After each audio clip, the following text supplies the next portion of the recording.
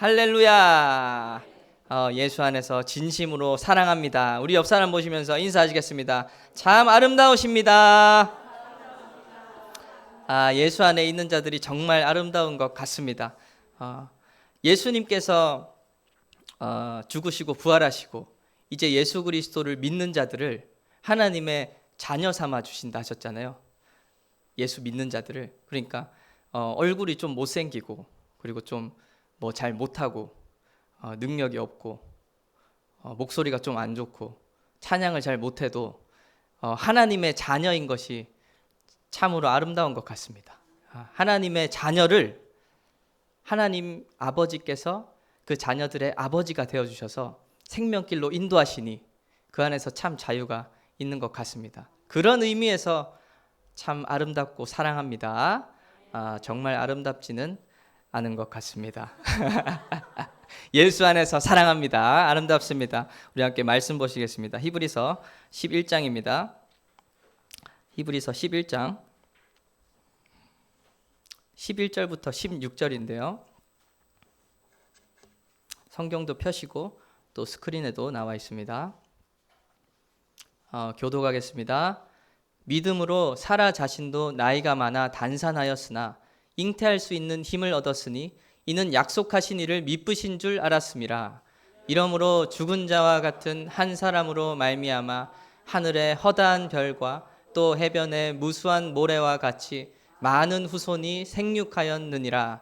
이 사람들은 다 믿음을 따라 죽었으며 약속을 받지 못하였으되 그것들을 멀리서 보고 환영하며 또 땅에서는 외국인과 나그네임을 증언하였으니 그들이 이같이 말하는 것은 자기들이 본향 찾는 자임을 나타냄이라. 그들이 나온 바 본향을 생각하였더라면 돌아갈 기회가 있었으려니와 그들이 이제는 더 나은 본향을 사모하니 곧 하늘에 있는 것이라. 이러므로 하나님이 그들의 하나님이라 일컬음 받으심을 부끄러워하지 아니하시고 그들을 위하여 한 성을 예비하셨느니라. 아멘. 첫 번째 절의 11절에 보면은 사라는 나이가 많아 단산하였으나 이렇게 얘기를 하고 있습니다. 사라 다들 아시죠? 아브라함의 아내였던 사라는 그 생리가 끊어지고 단산하였다. 그러니까 자녀를 낳을 수가 없는 상태에 된 것입니다. 그런데 믿음으로 말미암아서 잉태할 수 있는 힘을 얻었다 이렇게 말하고 있습니다. 사라가 이삭을 낳았을 때가 90살이거든요. 그러니까 사라는 생리가 끊어지고 단산하였지만 생명을 잉태할 수 있는 힘을 90세 때에 얻었다. 근데 어떻게 얻었는가? 약속하신 이를 미쁘신 줄 알았다. 믿음으로 그 힘을 얻었다는 것입니다. 믿음으로요. 믿음이라는 것은 오늘 본문 말씀과 같이 하나님이 미쁘시다는 것을 아는 것입니다. 하나님은 가능하시다. 미쁘시다는 것이 신실하시다 이런 뜻이거든요. 하나님께서 그 약속하신 것을 반드시 이루신다. 하나님은 가능하시고 신실하시고 하나님은 그 약속을 지키시는 분이시다. 그것을 아는 것이 믿음이라는 것입니다. 우리가 이 사실을 안다면, 알고 신뢰한다면 단산한 것과 같은 상황, 생명을 도저히 잉태할 수 없는 상황임에도 불구하고 잉태할 수 있는 힘을 얻을 수 있다는 것입니다. 믿음으로 말미암아서. 이것이 믿음이 우리에게 주는 힘인 것입니다. 아무것도 보이지 않고 도저히 살아날 길이 없는 그 상황이라 할지라도 하나님의 미쁘심을 신뢰하는 자들에게 힘이 있는 것입니다. 12절에 이러므로 죽은 자와 같은 한 사람으로 말미암아 하늘의 허다한 별과 같이 또 모래와 같이 많은 후손이 생육하였느니라 이렇게 있습니다. 단산하여 생명을 잉태할 수 없는 자, 죽은 자와 같은 한 사람, 죽은 것과 다름이 없는 사람으로 말미암아 죽은 것과 다름없었지만 그의 믿음으로 말미암아 하늘의 허다한 별과 해변의 모래와 같이 많은 후손이 생육하였다는 것입니다.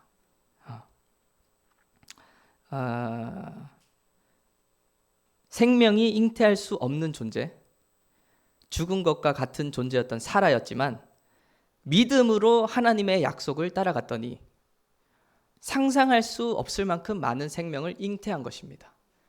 이 시대에 예수 그리스도 믿는 자들은 모두 아브라함의 후손이라고 칭하지 않습니까? 사라의 후손, 아브라함과 사라의 후손이지 않습니까? 그 자손들을 사라는 잉태한 것입니다. 바로 우리들을 만들어낸 것입니다. 죽은 것과 같은 존재, 그리고 생명을 잉태할 수 없는 존재들, 바로 누굽니까? 나입니다. 바로 저고 여러분들입니다. 나로부터는 절대 결코 생명이 날 수도 없고 생명을 잉태할 수도 없고 내가 생명이 될 수도 없는 것입니다. 그런데 우리가 생명이 될 수 있는 힘, 우리로 말미암아 생명을 잉태할 수 있는 힘, 그것이 바로 믿음이라는 것입니다. 하나님이 미쁘시다는 믿음. 그런데 좀 이해가 사실 잘 안 갑니다. 믿음으로 그게 어떻게 가능하냐? 나 예수님 믿고 하나님 믿는데 안 그런 것 같거든요.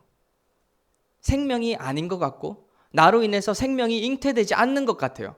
분명히 믿음은 그런 힘이 있다고 말씀하고 계시는데, 그래서 하나님께서 믿는 자들에게 어떤 일을 행하시는지 한번 살펴보기를 원합니다. 믿는 자에게 하나님께서 어떤 일을 행하시는가? 서두에 말씀드렸다시피 요한복음 보겠습니다. 요한복음 잘 아시는 말씀입니다. 함께 합독하겠습니다. 시작. 영접하는 자 곧 그 이름을 믿는 자들에게는 하나님의 자녀가 되는 권세를 주셨으니 이는 혈통으로나 육정으로나 사람의 뜻으로 나지 아니하고 오직 하나님께로부터 난 자들이니라. 아멘. 영접하는 자, 이것은 받아들인다는 것이잖아요. 받아들인다. 예수님을 받아들인다. 예수님을 하나님으로 받아들인다. 예수님을 나의 구원자로 받아들인다. 그리고 예수님을 나의 주인으로 받아들인다. 그리고 그 이름을 믿는 자들, 그 이름이라는 것은 그 예수님의 그 내용을 말하는 것입니다. 예수님에 대한 그 내용을 믿는 자들은 하나님의 자녀가 되는 권세를 주셨다는 것입니다. 그러니까 예수님을 믿고서 영접하고서 깨닫게 되는 것은 내가 하나님의 자녀구나. 그리고 13절에 보면 마지막에 하나님께로부터 난 자들이니라 이렇게 되어 있습니다. 그러니까 예수 그리스도를 영접하고 그 이름을 믿는 자들은 깨닫게 되는 것이 있는데, 내가 하나님으로부터 난 자들이고 내가 하나님의 자녀구나. 하나님께서 내 아버지가 되시는구나. 이것을 알게 되는 것입니다. 하나님의 자녀가 되는 것입니다. 이렇게 하나님의 자녀가 되었으니까 아버지가 누군지, 하나님 아버지는 어떤 분이신지 이것을 함께 보기를 원합니다. 마태복음입니다. 시작. 공중의 새를 보라. 심지도 않고 거두지도 않고 창고에 모아들이지도 아니하되 너희 하늘 아버지께서 기르시나니 너희는 이것들보다 귀하지 아니하냐. 너희 중에 누가 염려함으로 그 키를 한 자라도 더할 수 있겠느냐. 아멘. 공중의 새를 보라는 것입니다. 공중의 새들을 하나님께서 기르신다는 것입니다. 완벽하게요. 누가 걔네들을 기르냐? 세상 모든 만물을 보라. 하나님 아버지께서 운행하시고 기르시고 만들어 가신다. 그런데 너희는 이것들보다 귀하다. 그러니까 하나님의 자녀를 바라보시는 하나님 아버지의 시선이 이렇다는 것입니다. 세상 만물조차, 하늘의 새조차 하나님께서 보살피시고 다스리시고 길러내시는데 하나님의 자녀들은 그것보다 더 귀하다는 것입니다. 그리고 또 다음 절 시작. 또 너희가 어찌 의복을 위하여 염려하느냐. 들의 백합화가 어떻게 자라는가 생각하여 보라. 수고도 아니하고 길쌈도 아니하느니라. 그러나 내가 너희에게 말하노니 솔로몬의 모든 영광으로도 입은 것이 이 꽃 하나만 갖지 못하였느니라. 아멘. 한 번 더 읽을까요? 30절도 시작. 오늘 있다가 내일 아궁이에 던져지는 들풀도 하나님이 이렇게 입히시거든 하물며 너희 일까 보냐 믿음이 작은 자들아. 아멘. 들의 백합화가 어떻게 자랐는지 생각하여 보라는 것입니다. 그는 아무것도 수고도 하지 아니하고 하지 않지만 하나님 아버지께서 온전하게 길러내신다는 것입니다. 들의 백합화를 보라. 그리고 솔로몬이 입은 모든 영광을 보라. 그는 온갖 장신구로 풍요와 부의 명예의 상징들을 걸치고 있었을 것입니다. 그러나 그것보다도 영광스럽지 못하다는 것입니다. 그것보다 더 이 들의 백합화가 영광스럽게 입혀졌다는 것입니다. 하나님 아버지로 인하여서. 그런데 하물며 너희 일까 보냐 믿음이 작은 자들아, 이렇게 얘기합니다. 그러니까 지금 무슨 말씀을 드리고 있는 거냐면, 예수 그리스도를 영접하고 믿고 하나님의 자녀가 되는 권세를 얻었다는 것이 얼마나 위대하고 놀라운 일인지를 세상의 만물의 창조주이신 하나님께서 그 자녀들을 어떻게 바라보고 계시는지를 말씀드리는 것입니다. 공중의 새를 보라, 들의 백합화를 보라. 솔로몬도 그 영광을 입지 못하였다. 그러나 예수 그리스도를 믿은 하나님의 자녀들은 훨씬 귀하다는 것입니다. 세상 모든 만물보다.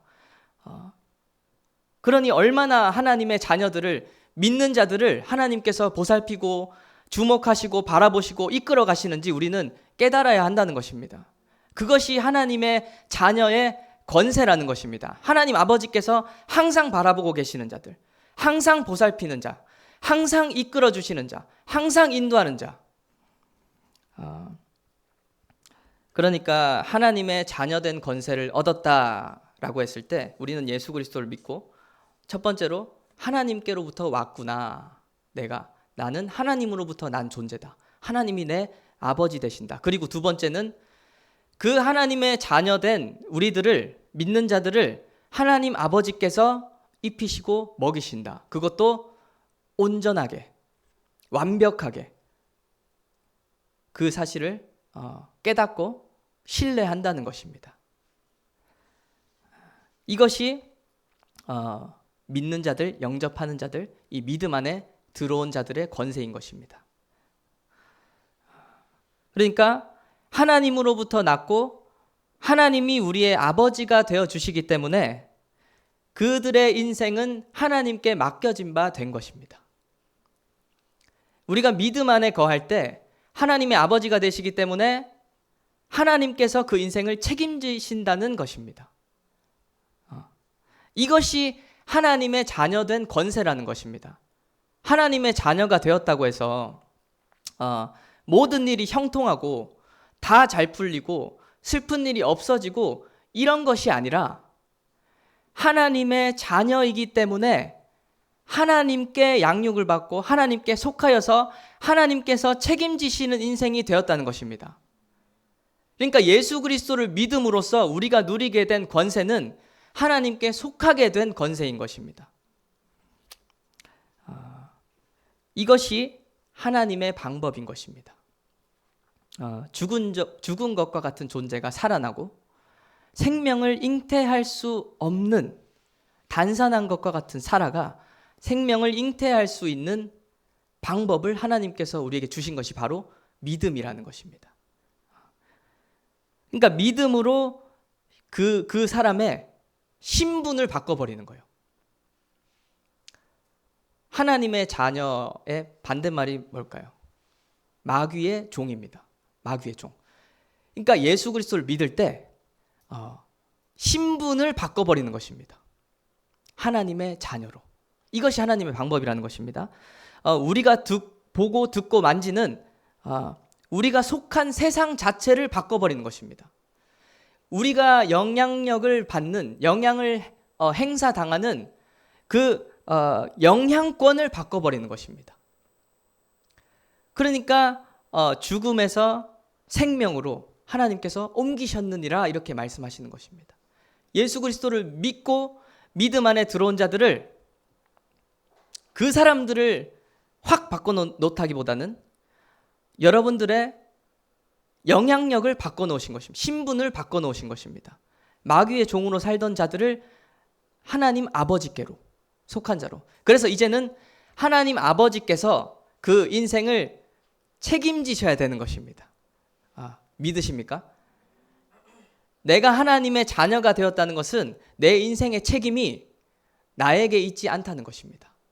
그러면 우리는 미쁘신 하나님을 신뢰함으로 평안함을 누리고 생명을 누리고 믿음 안에서 그런 행복한 인생을 살아갈 수 있게 되는 것입니다. 생명을 누리며 사는 삶. 이것이 하나님의 지혜로운 방법이라는 것입니다. 로마서 한번 보겠습니다. 시작. 그러므로 이제 그리스도 예수 안에 있는 자에게는 결코 정죄함이 없나니 이는 그리스도 예수 안에 있는 생명의 성령의 법이 죄와 사망의 법에서 너를 해방하였음이라. 아멘. 요한복음도 한번 보겠습니다. 시작. 내가 진실로 진실로 너희에게 이르노니 내 말을 듣고 또 나 보내신 이를 믿는 자는 영생을 얻었고 심판에 이르지 아니하나니 사망에서 생명으로 옮겼느니라. 아멘. 이것이 하나님의 방법인데 믿는 자를 사망에서 생명으로 옮겨버리시는 것입니다. 예수 그리스도를 믿고 하나님의 자녀가 되면 삐까뻔쩍하게 좀 능력도 행하고 뭐 내가 가는 곳마다 생명의 역사가 일어나고 뭐 얼굴에 빛이 나고 좀 잘생겨지고 멋있어지고 아름다워지고 어깨도 좀 넓어지고 가는 곳곳마다 내가 하나님의 자녀야 그러면서 막 생명을 뿜어낼 줄 알았는데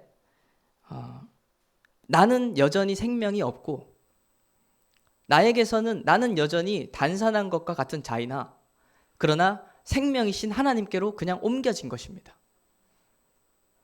그러니까 우리의 꼴이 여전히 이 모양이지 않겠습니까? 그러나 우리 믿음이 있지 않습니까? 믿음으로 우리의 소속이 바뀐 것입니다. 하나님의 자녀로. 꼴은 이렇다고 할지라도. 그래서 그 안에 거하면, 하나님 안에 거하면, 내가 그 믿음 안에 거하면 생명이라는 것입니다. 잘 돼서 생명이 아니고 잘생겨서 생명이 아니고 그 안에 거하면 생명이라는 것입니다. 그리고 그 안에 거하면 괜찮다는 것입니다. 넘어져도 괜찮다는 것입니다. 그 안에 거하면 마음껏 넘어져도 됩니다. 왜냐하면 마귀가 우리의 주인이 아니고 하나님께서 주인이시기 때문에 그 끝은 생명이기 때문입니다.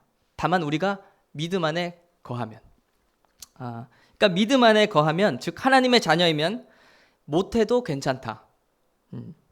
실패해도 괜찮다. 그리고 넘어져도 괜찮습니다. 이유는 하나님의 자녀이기 때문입니다. 못생겨도 괜찮습니다. 역시 자신에게 와닿는 이 감동의 말씀을 크게 반응하는 것 같습니다. 영혼이. 안 똑똑해도 괜찮습니다. 안 똑똑해도 괜찮아요.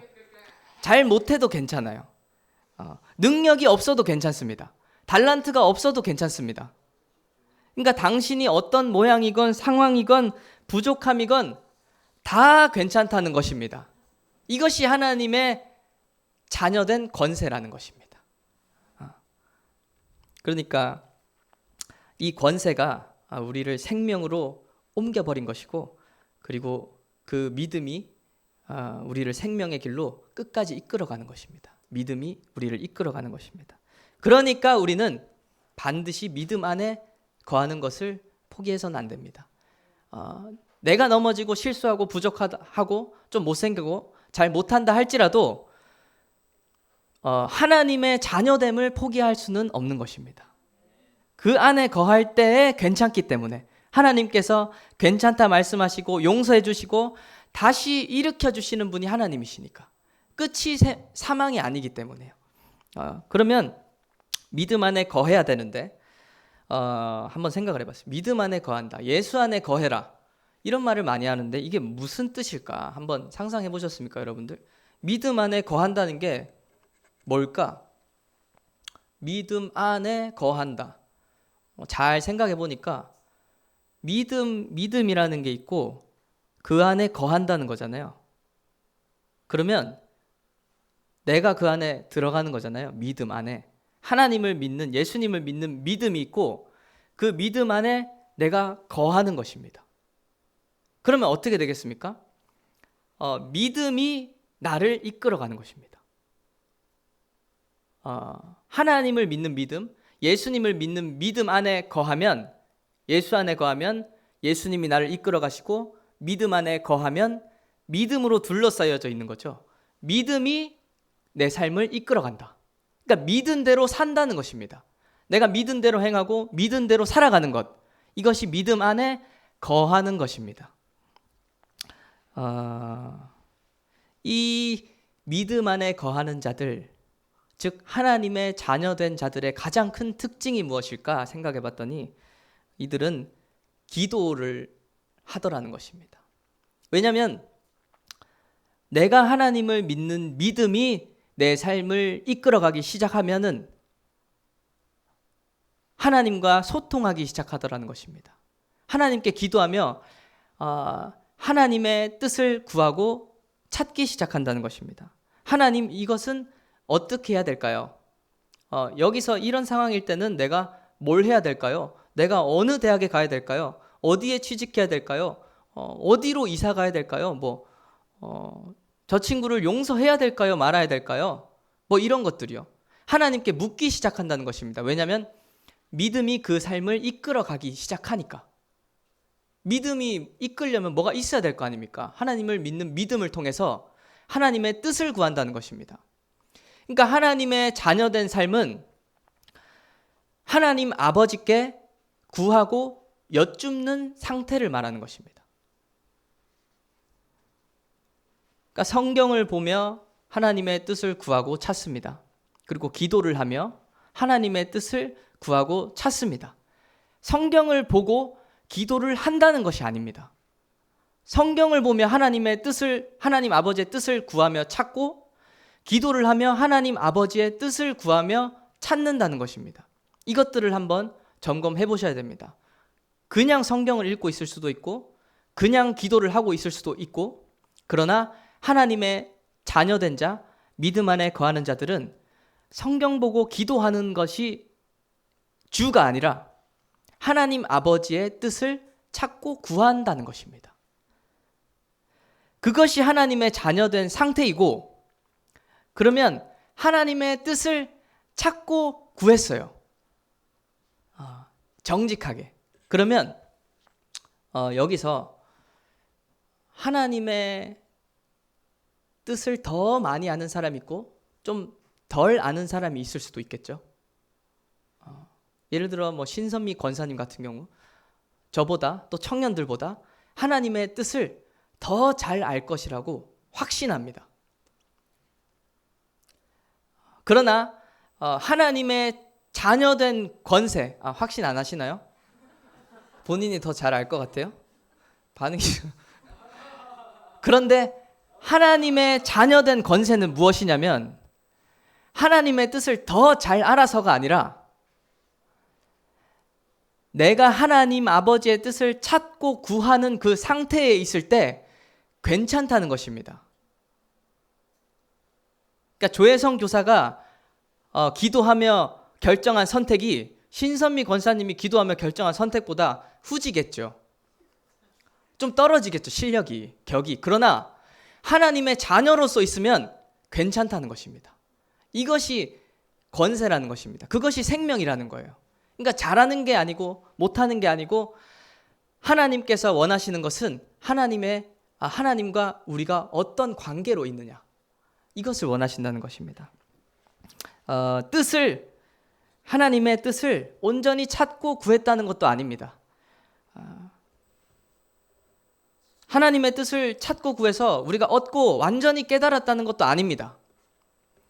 그러면 하늘나라로 올려져 갔겠죠. 하나님의 자녀된 우리 삶의 태도를 말하고자 하는 것입니다. 하나님의 자녀된 우리 삶의 태도, 좀 부족하고 좀 떨어진다 할지라도 내가 진정으로 하나님 아버지의 뜻을 찾고 구하고 있느냐 하는 것입니다. 그 태도에 거해야 한다는 것입니다. 하나님께 여쭙고 구하는가? 하나님을 향한 믿음이 내 삶을 이끌어 가는가? 진짜 이끌어 가는가? 그러니까 내 삶이 믿음 안에 거하는가, 하나님 안에 거하는가, 예수 안에 거하는가라는 것입니다. 하나님께 거하지도 않았으면서 생명을 기대하는 것은 좀 이 도둑놈 신보지 않겠습니까? 그 믿음이 내 삶을 이끌어가기를 원하지 않으면서 뭔가 상황이 잘못되고 잘 안 되면 하나님이 잘못했다 그럴 수도 있고 뭐 그런 것들이 나오지 않겠습니까? 히브리서 11장입니다. 히브리서 11장 본문 말씀인데 13절부터 16절까지 한번 읽어보겠습니다.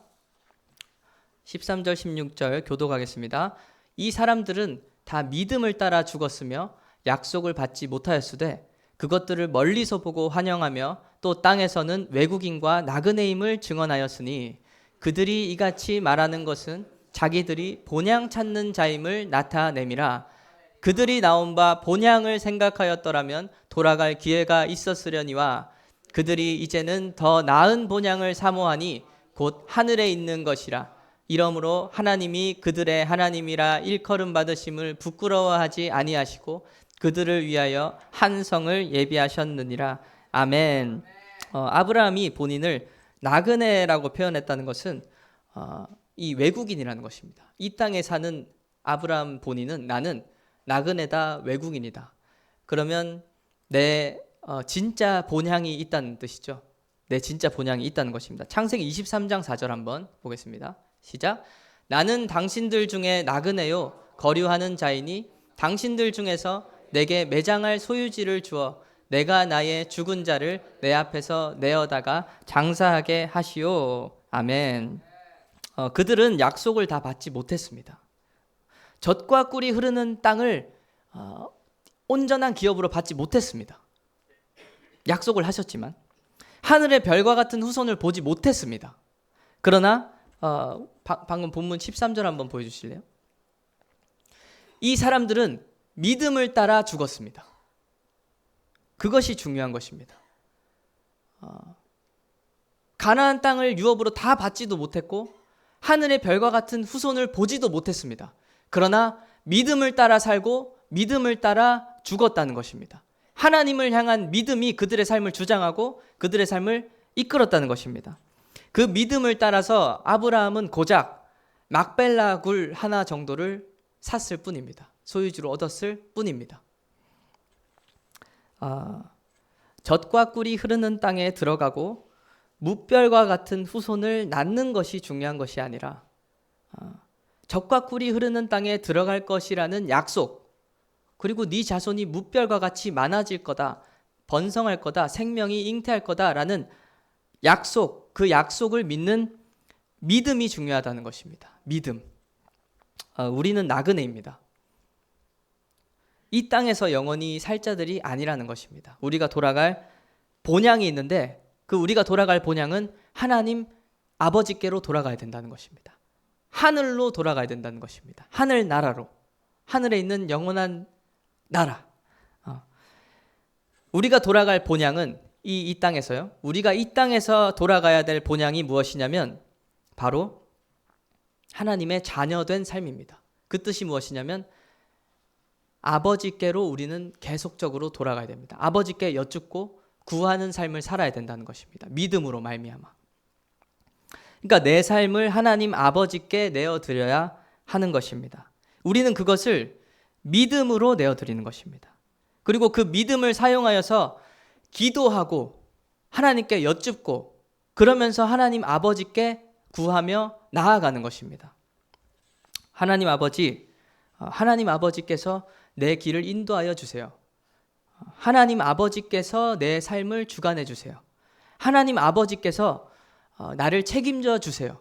왜? 나 예수 그리스도를 믿고 영접하는 자들에게 하나님의 자녀라고 하셨으니 하나님 아버지께 계속 의탁하는 것입니다. 우리의 삶을. 그리고 하나님 아버지의 마음과 뜻을 알게 하여 주옵소서 그러면서 하나님의 마음과 뜻을 구하는 것입니다. 계속해서 말씀드리는 것은 실수할 수도 있다는 것입니다. 그리고 넘어질 수도 있다는 것입니다. 하나님은 그것을 보시는 것이 아니라는 것입니다. 하나님이 보시는 것은 지금 여러분의 신분이 어떤지 보신다는 것입니다. 무슨 말인지 이해되십니까? 누가 하나님의 뜻을 더 많이 알았냐 싸우는 것이 아니라 내가 지금 어떤 신분으로 거하고 있느냐, 마귀의 종으로 있느냐, 하나님의 자녀로 있느냐. 혹 아직 실력이 부족해서, 믿음의 실력이 부족해서 하나님의 뜻과 반대로 갈 수도 있습니다. 하나님 아버지께 기도하고 하나님의 뜻을 구하며 나아갔는데 하나님의 뜻과 반대로 갈 수도 있습니다. 그러면 하나님께서 그러시는 거죠. 야, 쟤 어떡하냐? 나 저렇게 얘기 안 했는데 쟤 예수 믿는 자인데, 예수님을 믿고 내 자녀인데 전마 저기로 가면 안 되는데 내가 얘기했는데 잘못 알아들었다. 절로 간다. 쟤 어떡하냐? 그러면 하나님께서 책임을 지시고 다시 찾아오십니다.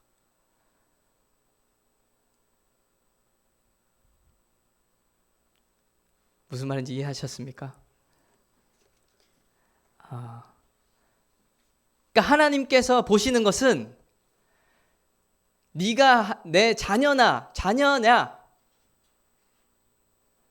예수 그리스도 안에 거하냐, 믿음 안에 거하여서 믿음이 네 삶을 주장하고 있냐. 그게 틀릴 수도 있고 실수할 수도 있고 넘어질 수도 있고 하나님의 뜻과 반대될 수도 있지만 진짜 너에게 그런 마음이 있냐는 것입니다. 믿음이 있냐는 것입니다. 믿음 안에 거하라.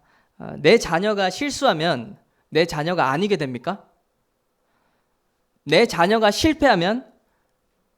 실패하고 감옥에 가면 내 자녀가 아니게 됩니까? 내 자녀가 엎어지고 넘어지고 쓰러져 있으면 무시하고 돌아섭니까? 부모들이? 그렇지 않다는 것입니다. 실패해도 넘어져도 하나님의 자녀는 하나님의 자녀라는 것입니다. 그러니까 우리가 포기하지 말아야 될 단 한 가지는 믿음인 것입니다. 믿음을 지키는 삶, 믿음 안에 거하는 삶, 하나님의 자녀로서 거하는 삶. 그런데 이 믿음 안에 거한다고 했을 때 분명히 이것은 추상적인 것이 아닙니다.